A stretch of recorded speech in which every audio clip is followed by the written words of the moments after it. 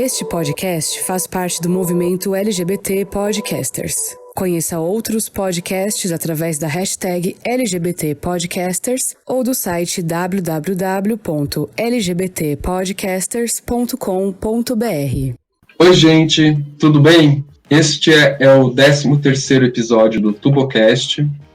Antes de começar, nós temos alguns recados. Agora o Tubocast tem um Apoia-se. Você pode contribuir com esse projeto tão importante para a democracia e ainda ganhar algumas vantagens, como, por exemplo, acompanhar as gravações ao vivo e fazer parte do grupo secreto do Telegram, onde nós discutimos pautas, temas e demais temas relacionados ao Tubocast. Temos um agradecimento especial no programa de hoje a Fábio Prestes Barbosa Megger, a Ana Beatriz Pádua Teixeira, a Tiago Souza e Anderson da Silva. Muito obrigado pelo apoio de vocês. Ele é fundamental. Neste episódio, contamos com a participação do pessoal do podcast Bisão Voador, um podcast incrível que tem como tema central a bissexualidade e que hoje está aqui representado pelo Zé, que vem nos ajudar a conversar com o Lírio Negro. O Zé é bissexual assumido e é um dos hosts do podcast Bisão Voador. Ele também é escritor, biólogo de formação e pesquisador na área de bioquímica. Zé, conte para o pessoal um pouco quem é você. Fale também um pouco sobre o Bisão Voador, qual a proposta e como que nasceu esse projeto. Eu sinto que o Tubocast e o Bisão Voador são projetos gêmeos, filhos da quarentena da Covid-19. E aí, Zé, você quer se... Como é que tá aí em Pernambuco? Tá tudo bem? A Covid tá fazendo sucesso aí, que nem aqui? Homem de Deus, eu não tô em Pernambuco. Aonde você tá mesmo? Eu tô em Fortaleza, tô no Ceará. Ah, em Fortaleza, nossa, desculpa. Não, tudo bem, eu sou pernambucano, então eu entendo então é isso que eu confundi. A confusão. Ah, entendi. Mas feliz ou infelizmente eu tô no Ceará. Tipo, aqui em Fortaleza, aparentemente as coisas estão melhorando. Tá conseguindo, né, dar uma contida, só que o problema tá indo pro interior agora, né? Já há um tempo, na verdade, tá indo pro interior. Então, tipo, o que tá acontecendo, o que tem de preocupação com o Covid tá mais lá pelo interior, mas ainda assim, a angústia de sair de casa é incrível. Mas aí vocês têm um governador decente, né? Aqui a gente não tem. Eu acho ele nem um pouco decente. Não? Segue. Não? Mas aí então, é porque, tipo, justamente vocês estão de fora, mas assim, por exemplo, eu achei a decisão de reabertura dele muito cedo. Tipo, foi mais vamos testar. Se der certo, tudo bem. Se não der certo, a gente vê. Mas aqui, por exemplo, no Paraná, nem teve quarentena aqui. Nunca fechou, né? Agora, a última semana que a gente teve uma explosão de casos, que eles fecharam algumas coisas, assim, shopping center e tal, academia de ginástica, porque estava explodindo os casos. Aí, ontem teve o recorde de mortes em Curitiba, e aí hoje eles reabriram tudo. Até os shoppings. Assim, não dá pra explicar. É uma coisa irracional. Totalmente irracional. Mas, enfim. Assim, aqui teve o pedido de quarentena. Depois teve o período que rolou o lockdown também. Só que, tipo, eu moro num bairro que é meio transição. Bairro classe média com periferia. Então, tipo, tem de tudo aqui. E eu falo assim, de gente que respeita e de gente que desrespeita a quarentena.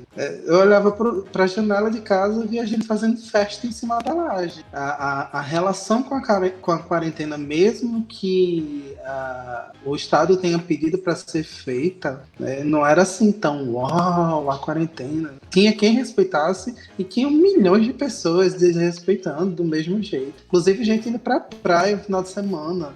E demorou muito para a prefeitura e para o governo do estado mandar a polícia para tirar a galera da praia, isolar a praia e tudo mais, porque o pessoal tava curtindo, tipo, férias. Então, mesmo que a gente tivesse isso, o pessoal não estava...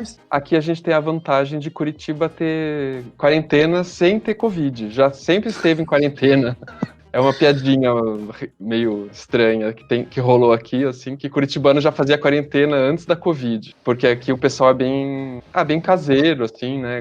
Tem o clima que também não ajuda muito para ficar na rua e tal, no inverno. E aí rolava essa piadinha, assim. Mas, enfim, eu acho que só não foi pior a coisa por causa disso, assim, porque o pessoal já é bem caseiro, assim. Uhum. Então, vamos falar de coisa boa, então, um pouco. Vamos. Apresenta aí pro pessoal que não sei se eu acho que não sei se o Júlio conhece, o pessoal que tá ouvindo também, o Bisão. Fala aí, conta um pouquinho pra gente como que. Então, eu venho de um mundo em que os ouvintes se chamam manada ouvinte.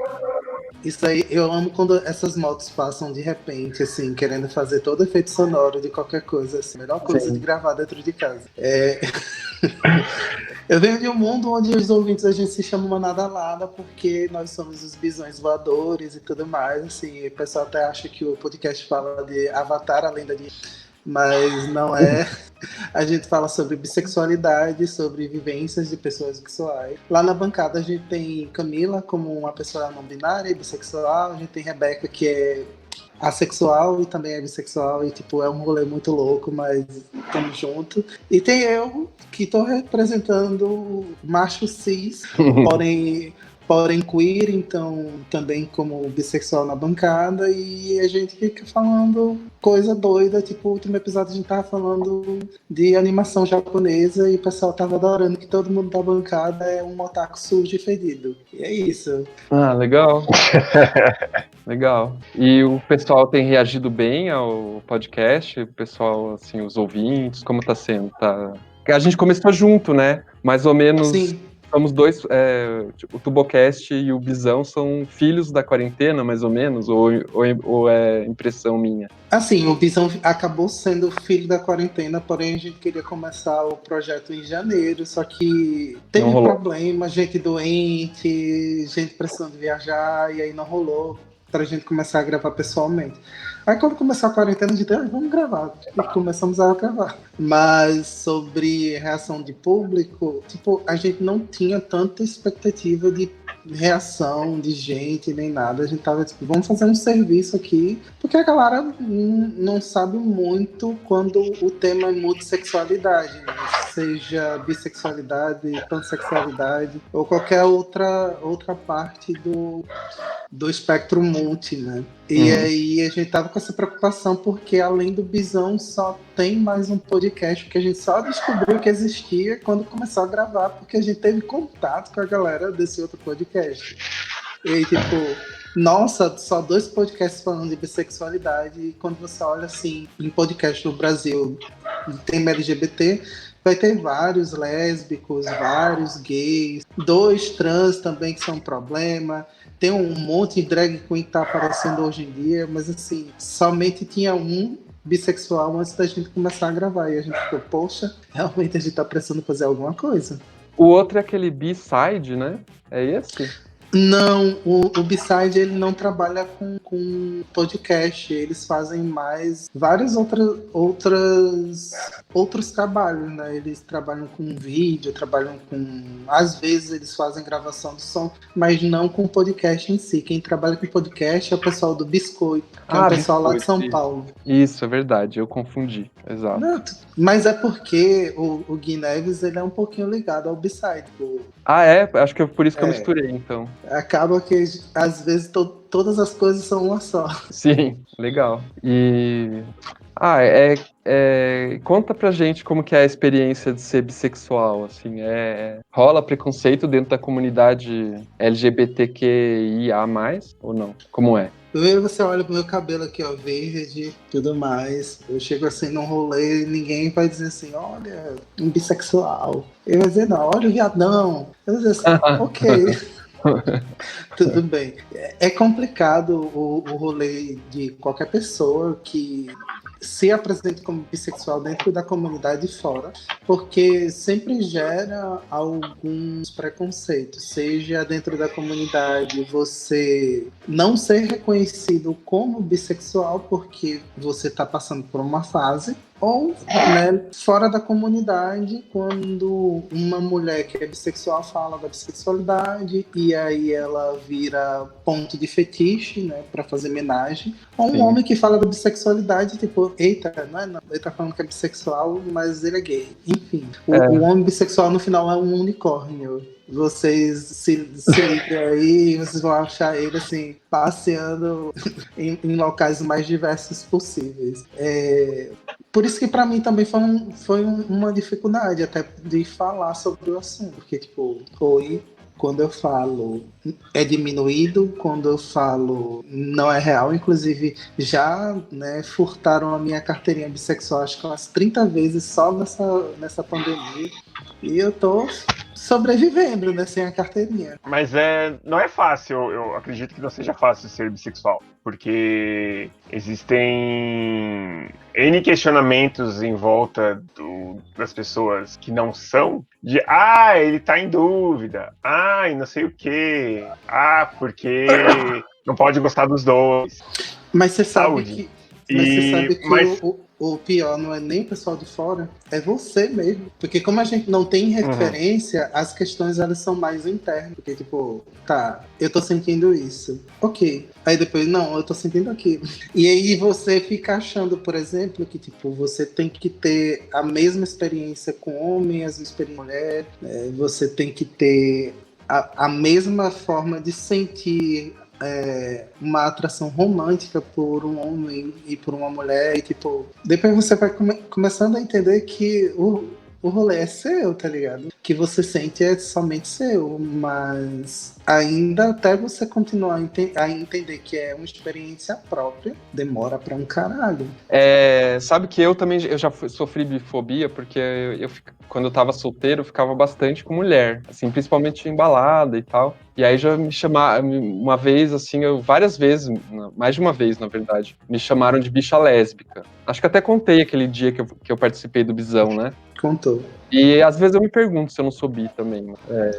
É que, assim, prioritariamente eu saio com homens, mas já namorei mulher. Mas, assim, a identidade eu acabo não assumindo uma identidade bi, assim, não sei porquê, na verdade.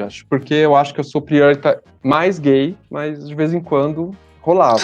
E eu gostava, então não sei, enfim. Tem um amigo meu que é um pouquinho parecido nessas questões, e aí ele fala que quando ele quer ficar com uma mulher e acaba ficando com a mulher é porque ele tá pedindo, só pra usar rapidinho, o cartão PAN dele. Sei. Pode ser, não sei. Enfim, rola umas coisas meio bizarras, assim, mas enfim, eu tenho várias. Quando eu tô. Eu não sei, assim, se dá pra falar. Assim, quando você tá embalada, assim, você tá meio bêbado, não sei se dá pra falar que é bissexual, porque, sei lá, o álcool me deixa meio pansexual, assim, na verdade. Mas assim, é a vida, né? Tipo, é uma forma de demonstrar, sei lá, que você tá afim de fazer alguma coisa, a vida que segue. Mas, como eu acho que isso, né, é outro problema com referência. Tá? Tipo, acaba que a gente só tem referência positiva e, assim, da gente falar muito fracamente de monossexualidade, seja uma referência homossexual, seja uma referência hétero. Então, tipo, quem é que a gente tem de positivo para dizer, eita, olha aí, uma pessoa bissexual, uma pessoa pan que foi bem representada na mídia, que tipo, é gente fina, lá. Não tem, porque no final a pessoa acaba sendo hétero, no final a pessoa acaba sendo gay. Então, tipo, não funciona muito. A gente só tem esse tipo de referência. Tem até uma série de super-heróis, quem quiser assistir, que é Legends of Tomorrow, que a Canário Branco, ela é bissexual, ela começa um relacionamento sáfico, né, com outra mulher que é lésbica, e em momento nenhum eles esquecem que ela é bissexual. Eu achei muito foda essa série por isso, porque, tipo, ela continuou sendo bissexual, inclusive, no relacionamento dela, e nenhum personagem esqueceu que ela é bissexual. Então, tá começando ainda a pessoa a trabalhar com bissexualidade dessa forma. Por exemplo, Brooklyn Nine-Nine com a Rosa Diaz também. E, tipo, é um processo muito mais lento, porque ninguém parou pra conversar com um bissexual ou com uma pessoa pan sobre como é que eles deveriam escrever histórias. E agora que eles estão se preocupando com isso, porque a galera tá reclamando. Uhum. E como que você vê, assim, essa questão da conexão entre a questão, por exemplo, de classe, de raça e da bissexualidade? Você acha que... Como que funciona pra você, assim? Como se lida com isso? Olha, Porque são vários tipos de questões, né? De opressões que acabam caminhando juntas, assim. quando a gente entra nesse debate étnico-social, é sempre complicado, porque, tipo, está falando de ser homossexual ou de ser bissexual para uma pessoa preta, tem todo o problema que a gente tem de construção de identidade como uma pessoa preta, e depois tem o problema dessa identidade como foi construída, seja você mulher, seja você homem, porque um homem preto ele é construído para ser muito mais masculino que um homem branco, porque, né, tem todos os padrões que são de expectativas sociais, né, de que, tipo, a gente vai assumir perfis em que a gente use a força, que a gente use até a cara feia, né, e além disso, né, os outros padrões que a gente sofre via padrões racistas, que vem da hipersexualização também, da transformação de pessoas pretas em qualquer tipo de animal, que não seja o humano, né, que o humano também é um animal, não esqueçamos.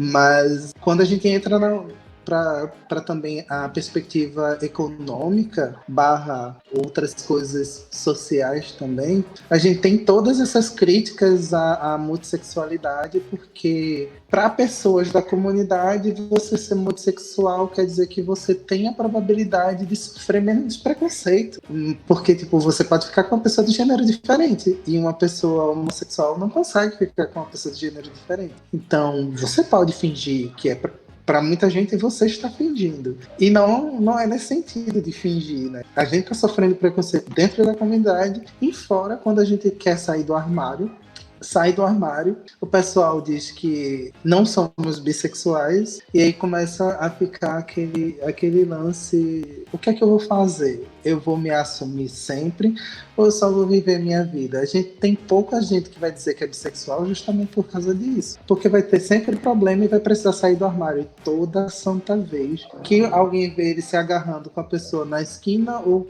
começando um novo namoro, um novo relacionamento, e sempre vai ser essa complicação por questões, né? E pro lado econômico, quem não tem muito acesso a informação ou, né, acha que esse tipo de informação não é viável, né, tem uma dificuldade muito grande de passar por essa transição de tipo, tá, eu preciso me entender, como eu faço para me entender? E aí não vai ter nenhum coleguinha que vai ter passado pela mesma coisa, que, né, se você já tem um problema econômico, seja você de uma classe social, né, econômica muito empobrecida, você não tem acesso à informação do jeito que uma pessoa que tem mais dinheiro. Então, você não tem contato com pessoas que, tipo, tem até aquele perfil de ser palestrantes e tal, que são geralmente as pessoas que a gente vê por aí afora, né, falando sobre vidas diversas e às vezes não incluem a diversidade de verdade. Eu fico até chateado querendo dar uma voadora na pessoa que tá falando.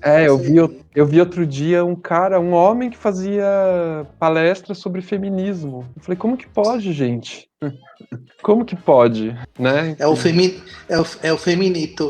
Enfim, eu achei bem complicado. Não sei se você ouviu, 2 episódios atrás, nós recebemos 2 artistas, né, pretos, né, no Tubocast, e o Lipe Camargo e o Neves. Os 2 comentaram essa questão da hipersexualização do homem preto, e o Lipe até falou da questão de que há uma pressão para que o homem seja ativo, o homem preto seja ativo, bem... Isso dentro da comunidade, né? Bem dotado e tal, e como isso é opressor, né? E como, enfim...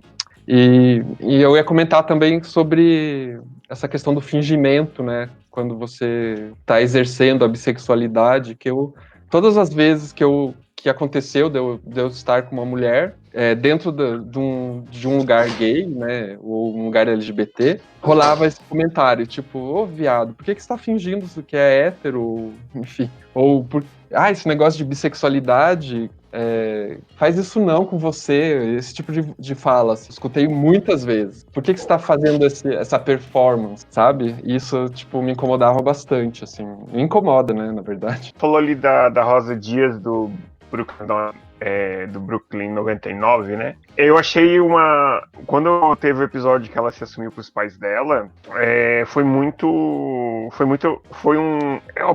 seriado de comédia, mas que mescla muito com as questões do dia a dia, né? E foi muito engraçado, assim, porque ela pegou a cena que o Jake Peralta entre aspas, ensina ela como se assumir, foi muito engraçada, porque uma coisa assim, ele falou pra ela o jeito que ela deveria falar, e ele ficou assim, então é assim que você se sente. Tipo, ele, um cara hétero, claro, obviamente, tem toda a questão de roteiro, do que os roteiristas escrevem e tal, mas ele meio que entendeu, como ele, enquanto homem hétero, como ela se sentia enquanto mulher bissexual. Eu achei isso fantástico, mas é uma coisa que só a gente que vive no meio sabe exatamente como é o negócio. Então eu acho que acho que é bem válido essas questões quando algum seriado levanta, traz para nossa realidade. Bem interessante. Sobre esse episódio,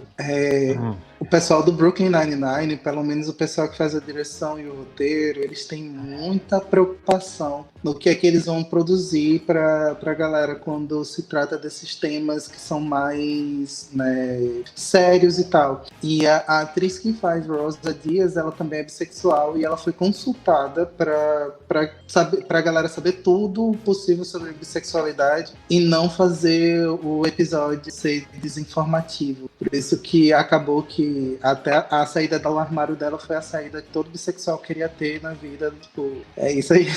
Vamos falar agora com o Lírio Negro, que vai nos falar um pouco como é ser não binário e agênero no Brasil e em Alagoas. Coordenador do coletivo O Quê? Do movimento MCZ de Alagoas. Ativista interseccional em direitos humanos, na luta antimanicomial e pelas pessoas vivendo com fibromialgia. Ele também é coordenador titular da área não binária da Aliança Nacional LGBTI+, coordenador adjunto da Aliança LGBTI+, no estado do Alagoas, membro da ABRAF, Associação das Famílias Homo-Transafetivas, e integrante da rede ELA de feminismos latino-americanos. Eu sou uma pessoa dissidente, não só de questão relacionada a gênero, e sim também a corpo e a sexualidade, porque além de eu ser uma pessoa não binária, eu sou uma pessoa sexual, a minha sexualidade é fluida,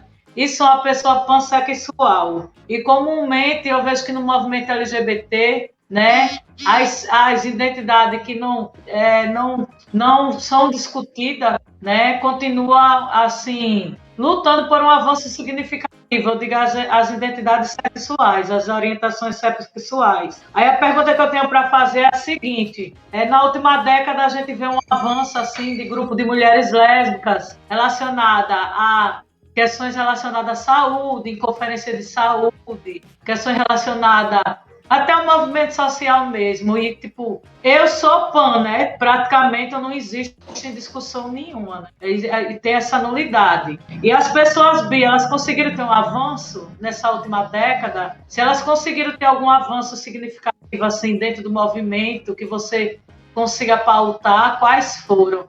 Olha só, infelizmente não. Inclusive, isso é uma coisa que a gente está debatendo com alguns coletivos. Tem um coletivo que está renascendo, que é o Primavera Bissexual, e também tem outro coletivo que foi citado por Guto, que é o Besides, da gente tentar se juntar com a maioria das pessoas multissexuais, né? Pan, Omni, Alo, todo mundo que puder, né, e quiser fazer uma adição aos contextos, né, da gente fazer um seminário e esse seminário ser aberto para que as pessoas possam eu quero ouvir. Participar também. Exato. E é ótimo esse contato, porque... né? Isso.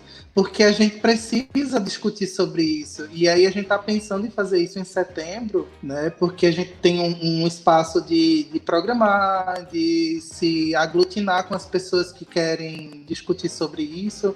E, claro, né, a visibilidade é das vozes que a gente quer que sejam ouvidas, né? Que são das pessoas bissexuais, pansexuais, até das pessoas assexuais que também quiserem comparecer ao evento, porque o movimento assexual ele é muito recente, as discussões sobre a sexualidade são muito recentes, tem gente que não sabe o que é isso, tem gente que não sabe que o espectro é muito grande dentro A maioria da das pessoas no movimento LGBT apaga mais a identidade. Exatamente, exatamente. Eu acho que o pior vocês podem até aproveitar, eu acho que explicar para quem está ouvindo, porque tem muita.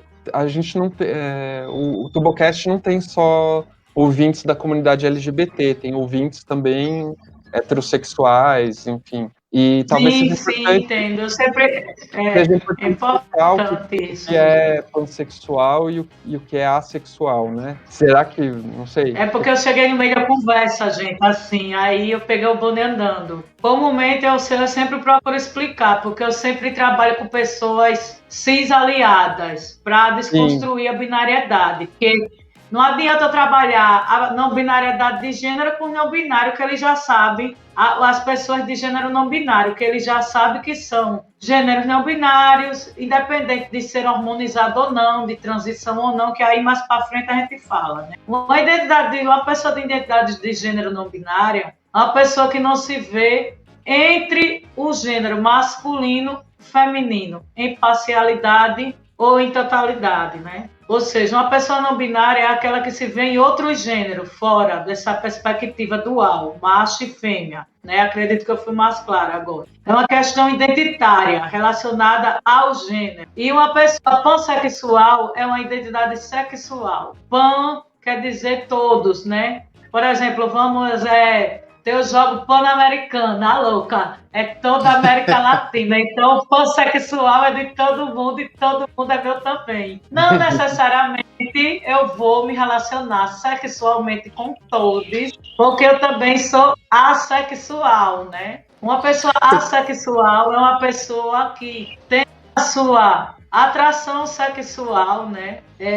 Comumente fora a gente não vê as pessoas falando isso, né? Nem fora, nem dentro do movimento LGBT, nem em lugar nenhum. Quando se vê falando sobre a sexualidade é de forma nula. Por quê? A maioria da sociedade é instituída por pessoas alossexuais, pessoas que têm atração sexual. As pessoas assexuais, elas podem ter uma ausência total ou parcial dessa atração sexual. E isso não significa que uma pessoa assexual ela vai ser uma pessoa estrita, ou seja, uma pessoa que nunca vai ter uma relação sexual com alguém, porque a sexualidade hoje, ela comumente ela é instituída em cima de uma relação entre um homem e uma mulher cis com penetração. Outros tipos que não é a sexualidade, né? É um tipo de sexo, um tipo de prazer sexual e comumente é confundido com a atração, a orientação sexual. Legal. A gente lá no Bisão, a gente fez um episódio, o episódio 12. A gente levou 2 pessoas assexuais, né, para discutir sobre o tema, né, que aí temos uma pessoa demi e uma pessoa que é estrita, discutindo sobre os conceitos de assexualidade, né, porque justamente como o Lírio falou, tem esse problema de que essa sexualidade ela é muito apagada dentro da comunidade. E assim, no meu caso eu sou fluido, eu tenho fluidez. Por exemplo, eu estou na área cinza preta, mas não sou sexo repulsivo. Uma pessoa sexual que é sexo estrito é uma coisa, é uma situação, né? A pessoa sexual repulsiva é que não é zero de sexualidade, não vai rolar de jeito nenhum, né? E a pessoa da área cinza, ela pode ter, né, uma atração sexual, uma relação sexual ou não, depende muito de pessoa para pessoa. Aí, como no nosso caso ainda é mais complexo, uma identidade multi, uma identidade fora do binário, uma identidade no espectro de gênero e sexualidade que é totalmente distinto, mas que não é possível a pessoa ter várias identidades. Assim. Era no gênero, no meu caso, não tenho nenhum, eu sou agênero, me afirmo uma pessoa agênero. A generidade é um dos gêneros assim que tipo, é mais fácil de explicar e mais difícil de entender na maioria das vezes. Porque, tipo, eu não tenho gênero estabelecido. Não me vejo em identidade de gênero nenhuma. Não necessariamente o corpo vai dizer quem eu sou. Também o que é que eu não sou, sabe? Aí nessa linha do que tu falou de ser assexual e de ser pansexual, eu acho que é importante também dizer pra galera que tá ouvindo, né, que o fato de você ser pansexual não vai dizer muito sobre se você vai ter literalmente atividade sexual com alguém, porque a sexualidade ela se manifesta justamente não só com sexo, não só com atividade sexual, ela se manifesta principalmente por atração romântica. Dizer. Exatamente. As também não sou romântico. Gente, é tudo. Mas as atrações elas variam. Também. As atrações elas variam. Eu li uma enciclopédia, um babado. Mas é bom conversar com a pessoa de sexualidade multi, que entende, né? É por isso que é importante esse seu trabalho de seminário, esse aí que vocês estão bolando aí, esse bem bolado aí, pra gente pautar e deliberar aí. Sim, né? Com certeza. Até questões a nossa saúde reprodutiva, ou não, que não é todo mundo que vai querer ter filho, ninguém sabe. A questão da saúde, a questão integral e principalmente a saúde mental, porque somos vilipendiados, né? Vilipendiadas e limpediados, a todo momento, até mesmo dentro da comunidade. Né? Tipo, você não é bi, você é o B de biscoito. Você é uma bicha incubada, né? Ano passado eu fiz uma exposição chamada Descolonize e Desbinarize, aí a gente fez a visibilidade bissexual dentro desse trabalho de projeto de exposição, sabe? Já para pautar mesmo com pessoas bi falando o que é ser bi. Para começar a quebrar esse negócio de que não tem bi no movimento, tem sim, que não tem lugar de fala, não é verdade? Sim. Que bom que eu estamos aqui, né, com a pessoa bi dialogando. Satisfação, viu? Então foi uma ideia boa, né? Unir assim. Foi, porque dá uns links assim, Augusto. Aí, ó, pá. Ainda mais que é tudo do Nordeste, né? De Recife, né? Também, né? Na verdade... é tudo só faltou as peixeiras e os facão. Então, eu queria perguntar, que você falou que você é aromântico, né? O que é uma pessoa aromântica? Que não sente amor? Não necessariamente vai sentir uma atração romântica para se relacionar com alguém. Tipo, ela pode se relacionar, mas não é aquele romantismo de Romeu e Julieta, entende? Entendi. É diferente, tipo, não necessariamente, sabe? A atração sexual. Se bem que Romeu e Julieta morrem no final, né? Uma tragédia. Romeu e Julieta morrem no final. Lembrar, né, que o romantismo é uma construção histórica também. Então, ele começa a partir do século XVII, a ideia de um indivíduo feito por outro, né? É uma coisa bem recente, na verdade. E a gente pode repensar essas questões também, né? Não necessariamente um indivíduo foi feito por outro. Isso é uma concepção moderna, da modernidade. Sobre as últimas manifestações e pautas levantadas, se teve algum impacto nas discussões com as pessoas ao seu redor. Assim, quando a gente fala dessas manifestações que houveram, se você parar para perceber, na verdade, qualquer coisa que acontece em relação a manifestações contra a polícia militar, por exemplo, elas acontecem acontecem quase que semanalmente no Rio de Janeiro, porque sempre tem uma criança preta morrendo numa favela, sempre tem um pai de família morrendo, voltando do trabalho. E isso são coisas que deixam as pessoas indignadas, só que não é veiculado. A questão é que com a manifestação em relação ao que aconteceu com George Floyd, né, foi veiculada mundialmente, as pessoas daqui também começaram a se sentir cansadas, inclusive por causa das mortes recentes que aconteceram, né? Lá em Recife teve até a morte da criança que caiu da janela, ficou na elevador sozinha e tal. E as pessoas também se manifestaram, deitaram em frente às torres dos prédios lá e tudo mais. E, tipo, isso ainda não dá a visibilidade que a gente precisa, porque a gente discute sobre as questões racistas, né, sobre as lutas antirracistas desde que a abolição foi assinada. E a voz das pessoas pretas, ela ainda segue um pouco calada e silenciada. Nem um pouco, mas muito, né? A gente tem, inclusive, se você parar para pensar, pessoas que trabalham com comédia hoje em dia, por exemplo, no TikTok, que tem 1 milhão de seguidores, pessoas pretas que têm 1 milhão de seguidores e que não fazem mas não fazem uma promoção de qualquer tipo de marca, mas as pessoas brancas estão todas aí fazendo. E, tipo, de representatividade a gente tá crescendo aos poucos, seja como pessoa preta, seja como pessoa bissexual. Eu acho que foi até você que citou Watchmen, e eu acho o Watchmen uma problemática com esse personagem, porque quando a gente não diz que o personagem a gente tá deixando para as pessoas tentarem formular. O ideal é que o personagem diga, eu sou. Os personagens dizem, eu sou gay, o personagem diz, eu sou lésbica. Mas por que é tão difícil o personagem dizer também, eu sou bissexual? E é nessa linha que a gente precisa seguir, né? Das afirmações. A gente precisou afirmar há muito tempo que a comunidade preta está morrendo diariamente. E até hoje tem gente que não acredita. Mas a gente vai continuar dizendo que a gente está morrendo diariamente. Assim como a gente que é bissexual tem que estar dizendo diariamente, nós somos bissexuais, nós existimos, a gente não é uma fase, a gente, enfim. Né? E eu acredito que Lírio também sente essas coisas e essas necessidades também, né? De reafirmar a própria existência. Mas quando a gente é negro, né? Tipo assim, somos pessoas negras, mais complicado. Sim. A gente, não sei se... só explicando por que eu usei preto, né? Não sei se precisa explicar. Porque a gente recebeu uma pessoa do movimento há pouco tempo, e ele explicou a questão do preto e negro e tal.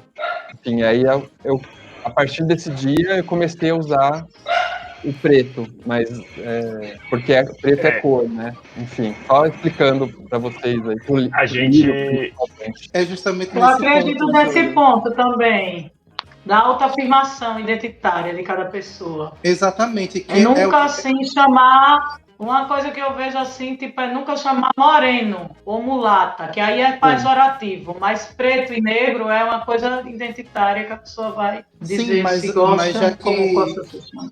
E já que vocês têm essa questão de tipo, será que eu falo, será que eu não falo? É como a gente diz com qualquer outra pessoa LGBT também. Pergunta, você se sente mais né, identificado com negro, com preto, né? E a pessoa vai responder, tipo, é isso. Uhum. É igual os não binários. Você quer ser tratado como? Ele, ela, ele, ele.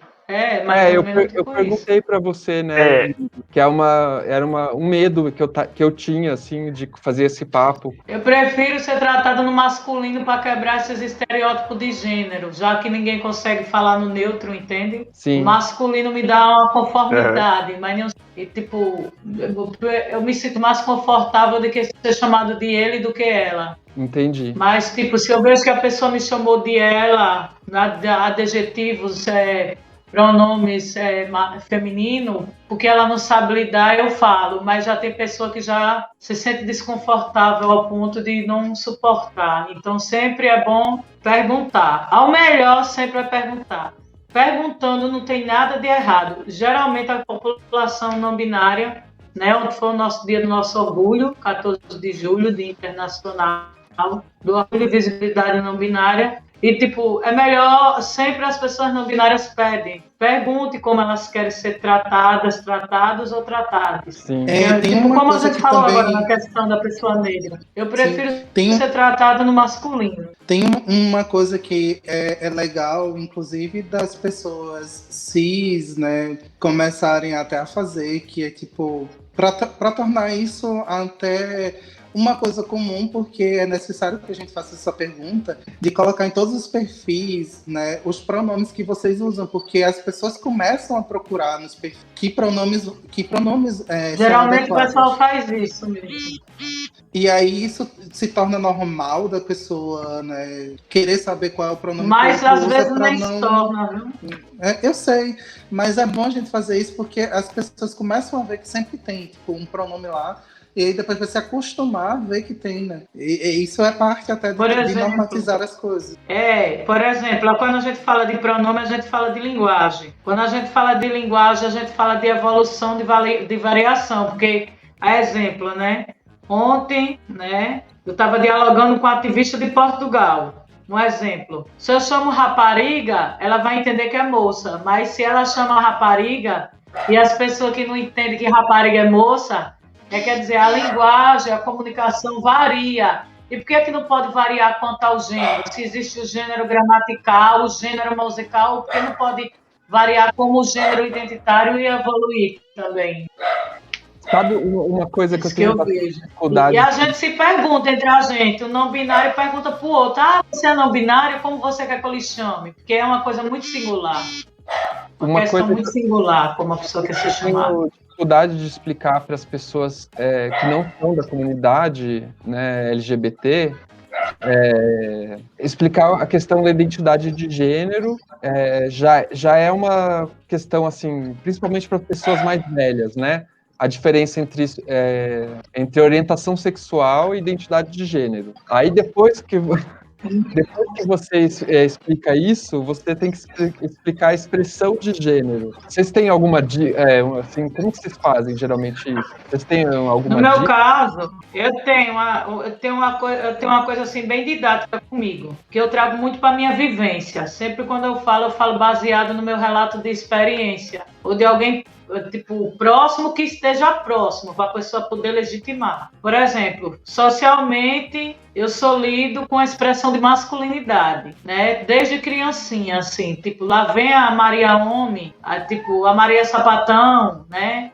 A caminhoneira, tipo, isso as pessoas que as pessoas estão vendo, elas veem supostamente uma expressão de gênero, porque não vai definir meu gênero, né? A identidade de gênero é a minha percepção, é como eu me enxergo, como eu me reconheço, né? E a sexualidade é com quem eu me envolvo sexualmente ou não, porque existem pessoas assexuais estritas, sexo repulsiva, que não vão querer se relacionar sexualmente com ninguém, mas elas podem ter atração romântica, né? E se relacionar romanticamente sem se relacionar sexualmente. Aí quando a pessoa consegue entender que são 4 coisas distintas, não são 3, é orientação sexual, orientação romântica, né? Gênero e expressão de gênero. A roupa, ela não tem gênero, né? Pode ver que existe roupa unissex, né? E tem coisas na questão relacionada à gramática que também são neutras. Por exemplo, os estudantes. Não está dizendo se é masculino ou feminino. Mas comumente, né?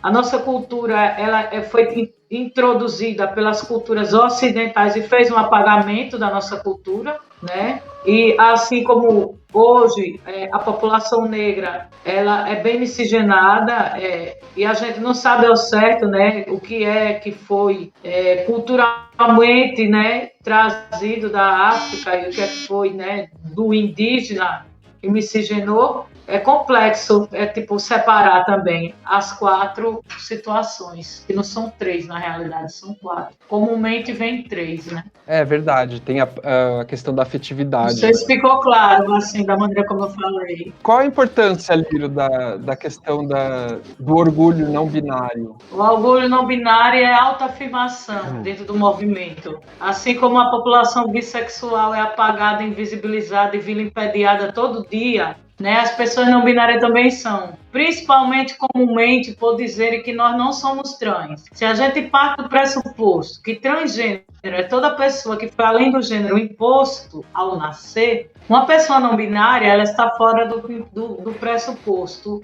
que o gênero é o marcador biológico, que ela não vai se ver nem no masculino nem no feminino. Então, comumente, toda pessoa não binária é trans, né?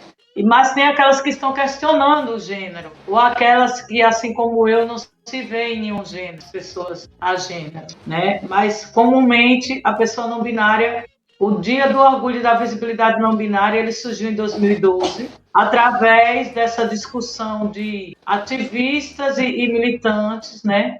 E dentro das redes sociais foi propagado, né? Para dizer que nós existimos. A data foi escolhida por estar entre os dias internacionais comemorativos à mulher e ao homem, ou seja, para quebrar a perspectiva binária mesmo também. Toda uma significação tem na data. E embora as pessoas digam que não binários não existem, antropologicamente tem pesquisas que mostram que nós existimos, nós tivemos um apagamento na nossa história, então não é novo, não binário. Tipo, se a gente for olhar, tem pessoas não binárias em todos os espaços, porque as pessoas apagam ao ponto de que, tipo, não tem bissexual no movimento, tem, é porque são invisibilizados nomes. Tipo, a gente mete o pé na porta para entrar, mas a gente constrói o espaço de diálogo, a gente cria, a gente inventa. Aí, sim, como foi criado o Dia do Orgulho para nós, né? E a bandeira é uma das bandeiras trans, porque aqui também nós somos trans. Então, cada cor é uma variação do gênero. E o branco do orgulho trans representa a população não binária, questionando o gênero. Então, fazer um apagamento da história, fazer apagamento do próprio movimento trans. Porque Mônica Helms, quando criou a bandeira em 99, ela diz que o branco é dos não binários. Então, se ela é uma mulher trans, criou a bandeira trans, diz que o branco é dos não binários, diz que o branco é dos questionando, dos queer, então também nós tem que ter a nossa demanda dentro dessa existência. Então, comumente, quando chega do Dia do Orgulho Trans, é pouco diálogo, então surgiu outro dia, né, para dar maior visibilidade e autoafirmação. Nossa existência. Legal. Foi isso que aconteceu. Aí ontem, né? Sim. Foi celebrado mundialmente. Nossa. E para mim, que sou do Nordeste, então é mais complicado falar de orgulho não binário, não é tão fácil. É difícil. Por causa do machismo, você diz isso.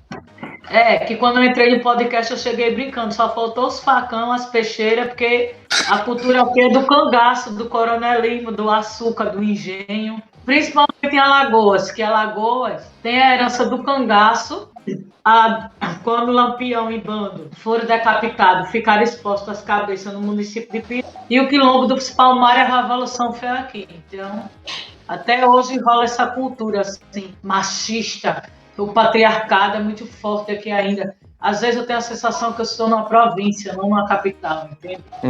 É isso que acontece. Por exemplo, tem um mapa da violência, por exemplo, só para complementar, teve o Pacto Nacional de Enfrentamento à Violência LGBT-fóbica. Antes de lançar o pacto, ele só foi apresentado nos estados mais violentos do país, Alagoas foi um deles, entende? Então, não é porque eu estou dizendo que aqui é mais, porque não é estatística. Alagoas sempre teve num dos primeiros lugares, tipo, de maiores índices de violência para toda pessoa não homem branca, tipo, violência contra a mulher, genocídio da população negra, morte de LGBTI. É um estado que tipo, a violência é uma característica aqui ainda, infelizmente, mas é mais ou menos isso que eu quis dizer, entendeu? Entendi. Que essas heranças socioculturais ainda são predominantes até hoje. E você, Zé, você sente assim também aí em Fortaleza ou não? Olha, eu sinto mais pela questão do racismo do que pelas outras questões, porque por ser uma pessoa queer e performar mais um lado feminino que um lado masculino, eu já liguei o caguei. Eu já disse assim, pode falar o que quiser, eu não tô nem aí, qualquer coisa, eu digo, sou mesmo, beijo, me liga. Mas a questão de racismo aqui no Nordeste é tão... Não no Nordeste todo, né? Porque a gente ainda tem muita referência preta por aqui no Nordeste do que se a gente comparar indo para Florianópolis, indo para Curitiba também, ou até para Porto Alegre. Foram 3 lugares que eu sim algumas vezes. Que, né, a gente tem... As pessoas tentando, na verdade, não dizer que não existem, mas que existe uma justificativa para que as pessoas pretas não sejam tão, entre aspas, populosas nesses lugares, né? Mas aqui no Nordeste a gente, por essas questões também, né, de estarmos numa região que é um pouco mais pobre em comparação ao resto do país, né, a gente tem as pessoas pretas principalmente em periferias e marginalizadas. Então, tipo, qualquer lugar, qualquer acesso que eu tenha que seja diferente da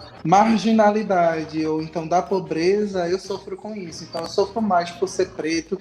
Primeiro eu sofro por ser preto, para depois eu sofrer por ser LGBT. Então, tipo, o meu rolê é um pouquinho diferente. Entendi. Você faz parte integrante da Rede Ela de feminismo latino-americano. Sim. E como é essa relação assim com o feminismo quando se é não binário? Tipo, sim, pode falar.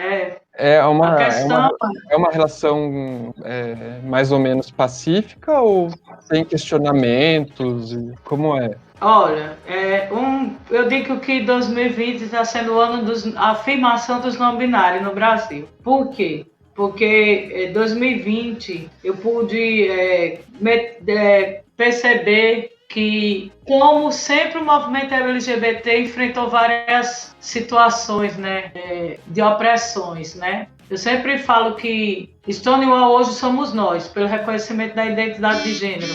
Massa Johnson era negra, latino-americana, Silvia Rivera também era latino-americana. Então, não tinha negócio de gênero feminino, nem masculino, nem transexual na época. Era todo mundo lutando para existir. E o racismo estrutural em cima de marcha, né?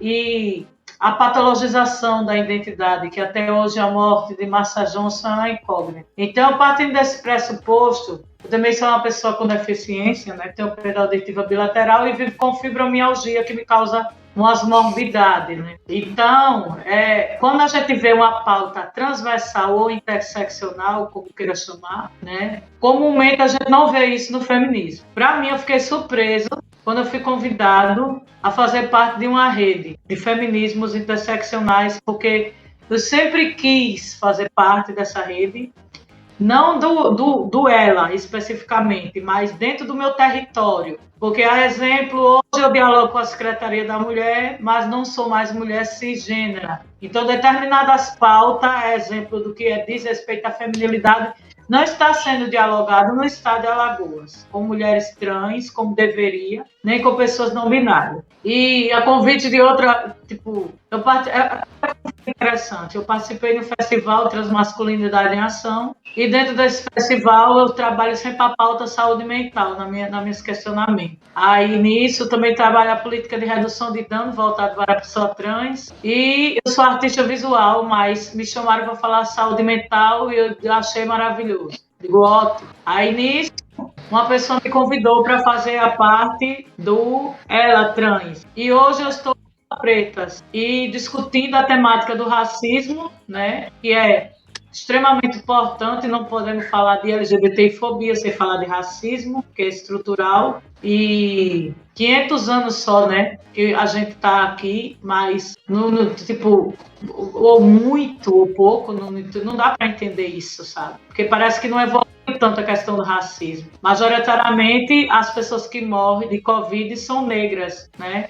E majoritariamente mulheres negras estão pegando Covid, porque não tem, a exemplo, né? Como vai parar de trabalhar? A maioria se trabalha em serviços insalubres, né? E vive em comunidades periféricas e favela. Então, a questão de morte, quando eu falo do feminismo, tem que ser interseccional, porque um feminismo que não abraça o feminismo negro, nem o transfeminismo, ele não é um feminismo, é um femismo, no meu ponto de vista crítico. Então, participar dessa rede possibilita eu dialogar com pessoas de toda a América Latina sobre as vivências, as experiências.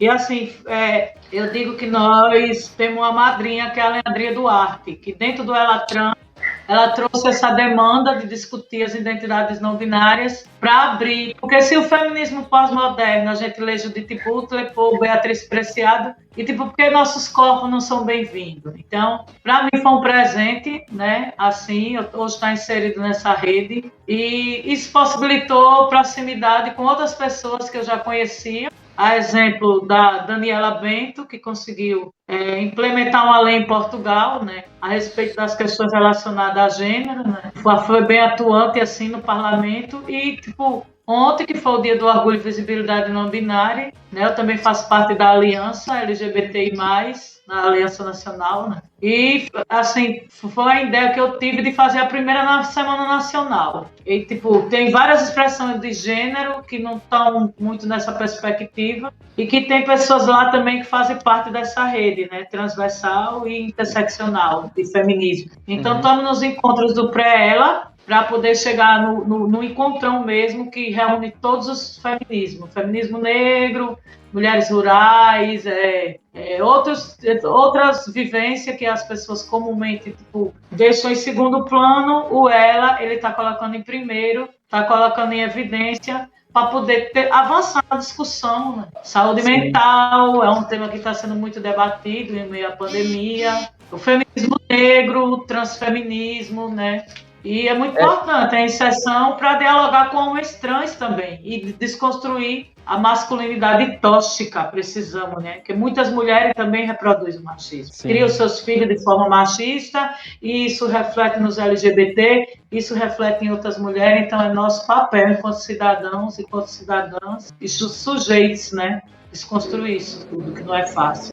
Com relação à questão da pandemia de Covid, né, como ela tem atingido mais as periferias e a população de origem negra, né, como a questão do HIV, né, que é uma área que eu trabalho bastante. Eu sou também coordenador da Aliança Nacional LGBTI para a questão de HIV e STs, né, e também a gente vê o mesmo padrão, né, com relação a mortes causadas pela AIDS no Brasil, que ainda atingem mais a população LGBT e atingem principalmente mulheres, né, negras da periferia também.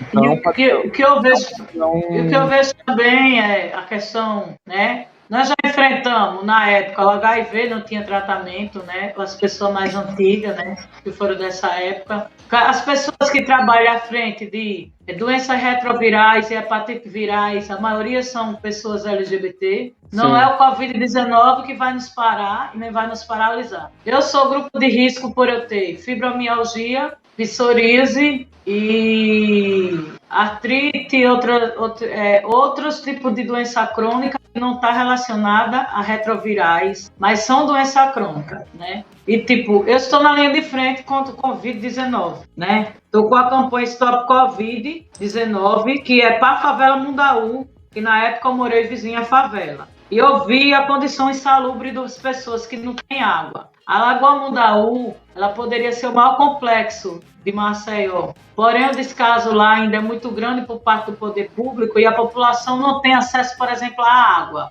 Então, elas puxam a água da lagoa para comer, beber e cozinhar, e os dejetos delas voltam para a lagoa porque não tem esgoto. E é dessa mesma lagoa que a pesca do sururu. E como é que essas pessoas vão lavar as mãos, que não tem água para elas? Uhum.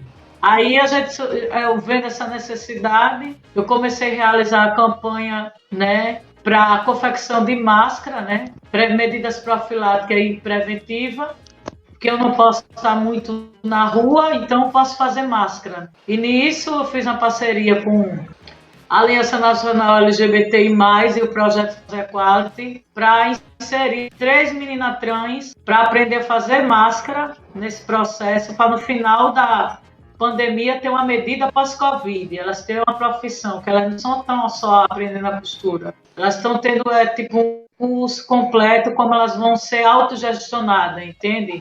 Entendi.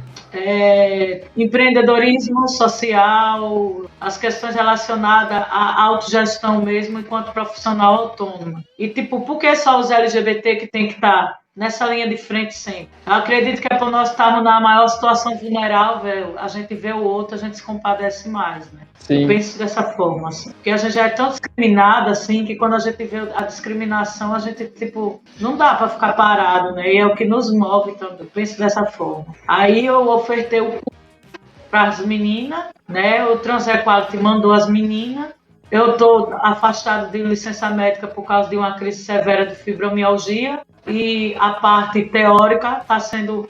A metodologia está sendo online, mas eu tenho apoio também do vereador Lobão, né, que é um vereador aqui que apoia as questões relacionadas a gênero, sexualidade, sempre machos, paradas, ele sempre dá apoio e outras demandas também. E o Emerson Ricardo, que é um amigo querido que também está nesse apoio técnico do que é necessário, logística, algumas questões, mas é difícil, tipo, travestis, transexuais na luta e pessoas que a gente já não tem tão, sabe, tipo, é tão desprovido de tudo e nesse momento é a gente que se junta para fazer algo assim acontecer, que deveria ser um dever do Estado, né, Augusto? Você que é conselheiro, está conselheiro de saúde, você sabe que água, falta de saneamento, como a pessoa vai ter saúde? Sim, sim. E a maioria da população é negra. E é um dos bairros que jamais morreu gente aqui em Maceió, o bairro do Vegeta. O saneamento é básico. Então, se o sistema colapsar, como vai viver o negro, a negra? Você quer fazer alguns comentários, Zé? Eu fui muito contemplado por tudo que Leire falou. Tipo, sim. É uma questão que principalmente é dever do Estado e tipo, a gente se sente de mãos atadas, porque mesmo que a gente tente discutir tudo isso, lute por tudo isso, se não existir uma política pública que esteja lá fiscalizando para que as coisas de fato sejam aplicadas, a gente vai continuar sofrendo com isso. E, tipo, a saúde é um direito, né? Garantido, principalmente pelas conferências políticas de base. E porque quando chega uma pandemia, a gente, se não pedir doação, não toma máscara. Quando o Estado vem fazer uma devolutiva, já tem quase 50 mil pessoas. Ao invés de dar um lockdown, liberando as faixas para reabrir os estabelecimentos e as pessoas agindo como se já tivesse uma vacina, que na Europa, sim, na China, tipo, ainda não se sabe ao certo como vai ficar, e aqui no Brasil, que estamos no desgoverno. Então, genocídio que fala, né? Eu ia, justamente, a gente já está, daqui a pouco vamos caminhando para o final, mas eu ia perguntar justamente sobre o governo. O que vocês acham, assim, sobre esse governo que está aí, o governo federal, né? O que a gente pode fazer para lutar contra esse desgoverno, né? Que é um governo que promove um genocídio da população da periferia, da população indígena também. Da população negra também, né? Que só tem o SUS como plano de saúde, inclusive. Sim. E também da população negra, né? Que se colapsar, né? O que a gente pode fazer? Porque... principalmente você, Augusto, assim eu direciono, porque como eu faço parte do controle social e eu sei que você é o mediador aqui, mas aqui a gente tem a liberdade de conversar com você. Você, enquanto conselheiro de saúde, como você vê isso? Olha, digamos que a minha atuação, assim, eu comecei esse ano, né, como conselheiro, e está incomodando bastante, porque no conselho daqui da cidade, o que a gente vê assim, é muito inconformismo, assim, e pessoas que aderiram ao discurso Curitiba é primeiro mundo.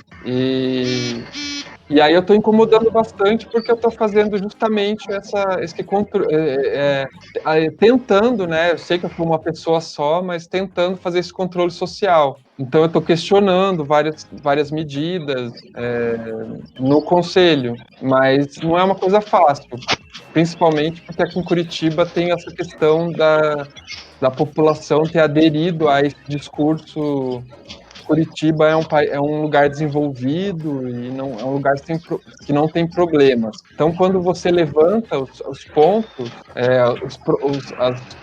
problemas que a cidade enfrenta na questão da saúde, muitos conselheiros acabam reagindo mal a esses questionamentos, achando que a gente está falando mal da cidade, quando na verdade o nosso... Enquanto que está questionando, né? E quando na verdade os nossos... está questionando, no caso, né, Augusto? Isso, enquanto na verdade nosso esforço é para que a cidade seja melhor do que ela é. Estava comentando que essa questão da saúde aqui em Curitiba também é complicado, por mais que a gente tenha indicadores melhores do que muitas capitais, quando a gente levanta qualquer deficiência, alguns conselheiros acham que eu estou falando mal da cidade, e na verdade eu não estou falando mal da cidade, eu estou Está questionando o sistema, né? Exato, que o sistema funcione melhor, enfim. É complicado. E nós que não existimos no SUS, nós não existimos no cartão do SUS, só é masculino e feminino, como questionar isso? É complicado. É um babado. Eu imagino. Ainda mais nesse governo, né? Não existimos no país, não é um Estado democrático. Inclusive, Sim. tem uma ideia legislativa, né, que está para ser votada agora, que já atingiu as 20 mil assinaturas, já passou, do gênero neutro nos documentos oficiais, que isso possibilita intersexuais e pessoas não binárias terem o seu reconhecimento legal, civil, né? Então, já passou e já está para virar um projeto de lei, né? Mas ninguém sabe se vai ser aprovado ainda. Está na Comissão de Direitos Humanos, né? Ah, tá. Assembleia. Isso que eu perguntei. Mas aí na Assembleia de Alagoas? Não, a nível nacional, né? No Senado. Ah, tá. É uma consulta pública, a sugestão número 4 de 2020. Foi uma pessoa não binária que pautou, Lázaro Eliodoro, de São Paulo. Ah, legal. Aí conseguiu atingir o número de assinaturas, porém a gente não sabe, né, se vai para o Senado depois para ser votado, mas é aquela coisa, né, se conseguir de gênero neutro já é bom, porque... Sim. Na última consulta que eu fiz tinha 20.258 assinaturas e isso foi uma demanda da comunidade. Tipo, tudo que a gente faz é meio que autônomo, é autogestionado. Entendi. Não existimos civilmente, né? Entendi. Ah, então... É complicado. Vamos caminhando para o final, gente. A gente sempre indica alguma coisa no final do podcast. Vocês querem indicar o quê? Primeiro, eu gostaria de fazer a indicação do Bison Voador. Vocês podem acessar o Bison Voador em todas as plataformas digitais de streaming. Tá lá no Spotify, Deezer e tudo que vocês quiserem procurar aí de podcast, estamos lá. E a outra indicação é de uma antologia de contos que se chama Não Morre no Final, que é uma antologia que reúne seres que são imortais, né? E todos esses seres são LGBTs. Vocês vão encontrar seres não binários, vão encontrar seres que são gays, que são fãs, enfim. São histórias muito legais, divertidas. Inclusive, Camila, que é de lá do Bison Voador, tem uma história que é o Guardião do Destino escrito lá. E outro conto que eu também quero fazer aqui de indicação, que é de uma escritora que eu sigo, que eu gosto muito, que fala de histórias de pessoas bissexuais, Encontre Joana. O nome da escritora é Maria Freitas, mas lá ela tá com um pseudônimo que eu não lembro qual é o pseudônimo dela para esses outros contos. O Encontro Joana é um conto que fala de duas mulheres trans, né? Joana que tá perdida e que a amiga dela precisa encontrar ela, porque Joana pode morrer a qualquer momento. E é tipo uma história assim que você no final quer abraçar todos os personagens. E é rapidinho porque é um conto, minha gente. Leiam, é muito gostosinho. Legal, vou procurar. Então, E você, o que quer indicar ali? bem, como eu estou na Semana da Visibilidade Não Binária, né? Eu vou indicar o canal Anarco Iba Lírio Negro, que é um canal que temos há algum tempo, mas estava um pouco desativado. Aí a gente voltou agora, que quem quiser saber mais sobre gêneros não binários, durante a semana inteira está acontecendo a primeira Semana Nacional do Orgulho e Visibilidade Não Binária. Né? Eu também estou coordenador da área não binária na Aliança Nacional LGBTI+, e adjunto no meu estado, aqui de Alagoas. Aí a gente está fazendo a transmissão pela página do Facebook da Aliança e pelo canal Anarqui by Lírio Negro no YouTube, por entender que o YouTube, assim como o Spotify e outras mídias, é mais amplo do que uma rede social. Aí, durante toda a semana, ontem teve a solenidade de abertura e teve participação, espaço de diálogo com a pessoa de Portugal, que é a Dani Bento, da ILGA, que ela é uma pessoa não binária, anarquista relacional, também a gênero, assim como eu. Ela é uma pessoa que é bem atuante lá, e esse já vai estar disponível, né? Sempre libera com 24 horas depois. E durante a semana vai ter outros temas. Hoje é educação, amanhã vai ser saúde mental da população transvestigênero, né? Tecnologia de sobrevivência em meio à Covid-19, vai ter ativismo, curadoria e encerramento com o show do Orgulho Não Binário, né, que vai estar disponível lá no canal também, a curadoria de uma pessoa não binária que trabalha arte burlesca, não só no país, mas fora do Brasil também, que é o de Fênix. E eu estou dando essa dica porque não é só por conta do canal ser canal do Lírio, mas por ter uma leva de pessoas que vem trazendo uma leva de discussões sobre não binariedade e vai ficar disponível lá. Legal. E uma dica de música que eu gostaria de dar também para as pessoas ouvirem.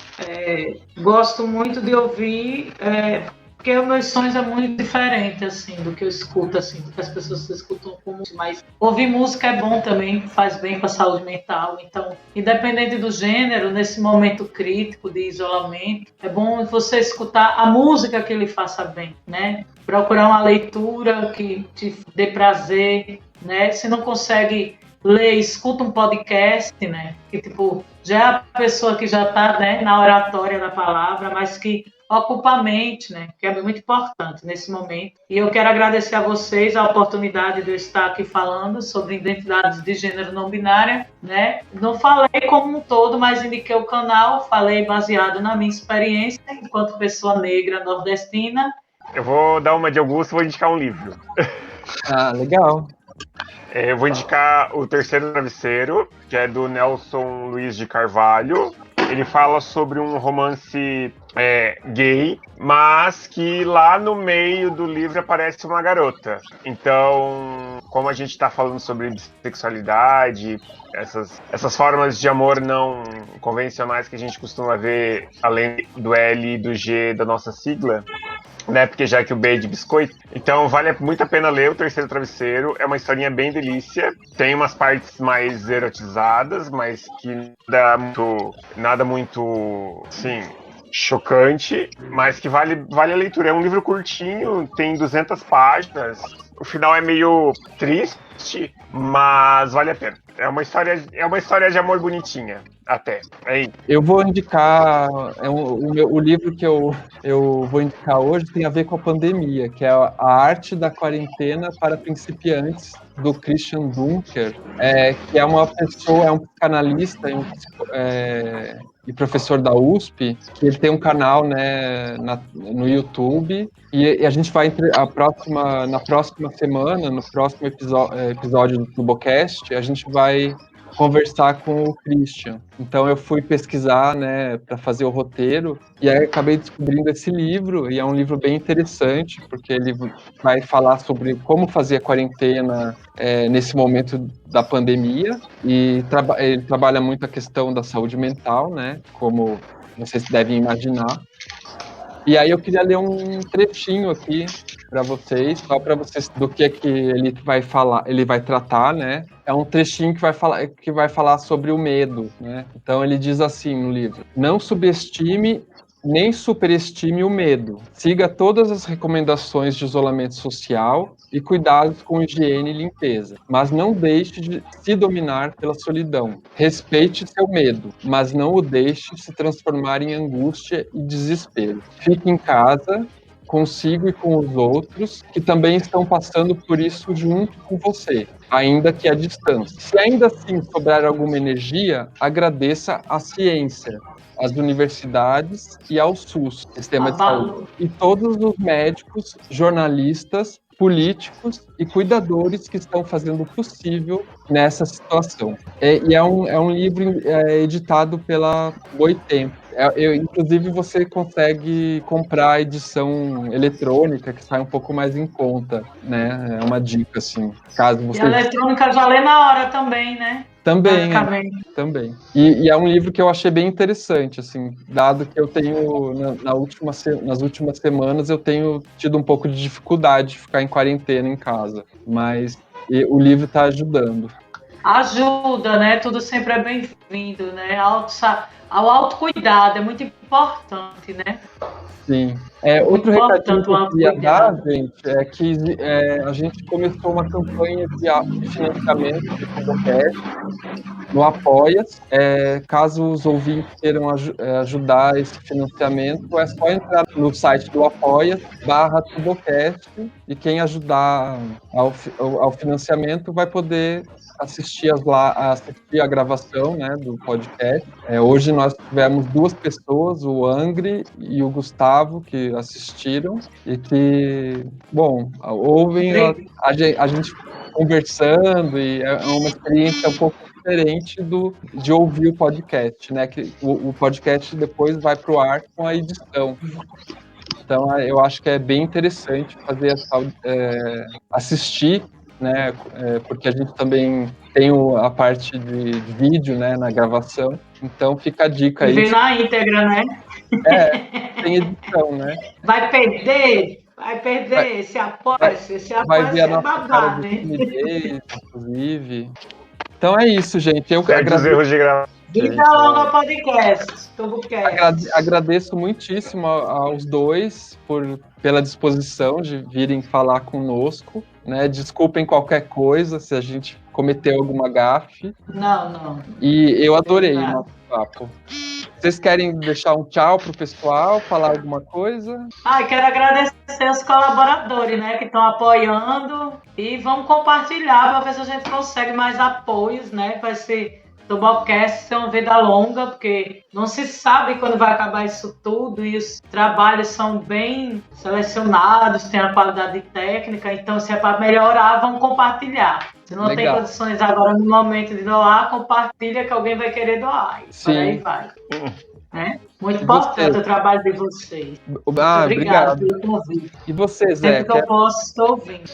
É isso aí, gente. É o que Lírio disse mesmo. A gente tem que ajudar esses projetos que são, né, independentes a continuar funcionando, porque a maioria dos projetos independentes é que se importam com essa questão de diversidade, mesmo que esse projeto talvez não fosse feito por pessoas da comunidade, certamente teria vários outros assuntos que seriam muito interessantes. Então, apoiar esse tipo de iniciativa é a melhor coisa que qualquer pessoa pode fazer. Apoiem o Tubocast, apoiem qualquer outra iniciativa que vocês verem que tem realmente esse contato importante, né, para o crescimento da sociedade. E no mais, eu quero agradecer, né, esse convite, porque foi um papo muito maravilhoso, muito legal, muito construtivo e didático, inclusive, né, para que as pessoas que ouçam isso posteriormente, né, aprendam mais sobre multissexualidades e também, né, sobre as questões de gênero que Lírio levantou aqui.